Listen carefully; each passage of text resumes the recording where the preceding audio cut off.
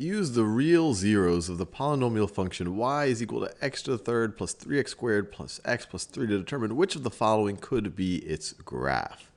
So there's several ways of trying to approach it. One, we could just look at what the zeros of these graphs are, what they appear to be, and then see if this function is actually 0 when x is equal to that.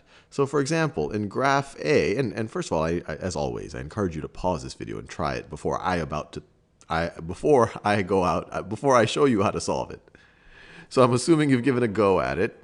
So let's look at this first graph here. It's 0. It clearly has a 0 right at this point. And just by trying to inspect this graph, it looks like this is at x is equal to -3, if I were to estimate. So that looks like the point -3, 0. So let's see if we substitute x equals -3 here, whether we get y equaling 0. So let's see. -3 to the third power plus 3 times -3 squared plus -3 plus 3. What does this give us? This gives us -27.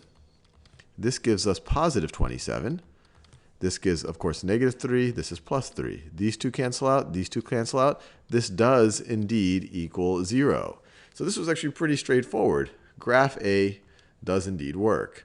You could try graph B right here, and you would have to verify that we have a 0 at this looks like -2, another one, this looks like at 1, another one that looks at 3, and since we already know that A is the answer, none of these, if we were to input x equals -2, x equals 1, or x equals 3 into this function definition right over here, you should not get 0, and you'll see that this doesn't work. Same thing for this one. If you tried 4 or 7 for your x's, you should not get 0 over here, because we see that the real function does not equal 0 at 4 or 7.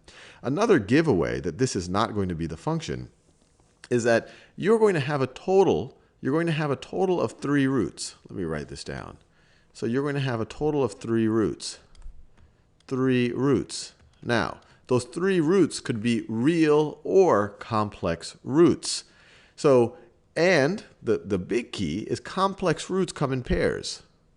Complex roots in pairs. So you might have a situation with 3 real roots, and this is an example with 3 real roots, although we know this actually isn't the function right over here.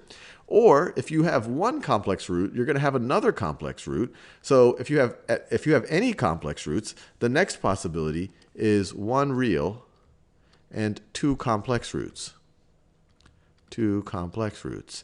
And this right over here has 2 real roots. That's not a possibility. That would somehow imply that you have only one complex. You only have one complex root, which is not going to be that is not a possibility.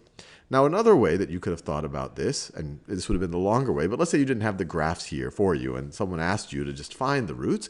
Well, you could have attempted to factor this. And this one actually is factorable. Y is equal to x to the third plus 3x squared plus x plus 3. As mentioned in previous videos, factoring things of degree higher than 2, there is something of an art to it. But oftentimes, if someone expects you to, you might be able to group things in interesting ways, especially when you see that several terms have some common factors. So for example, these first 2 terms right over here,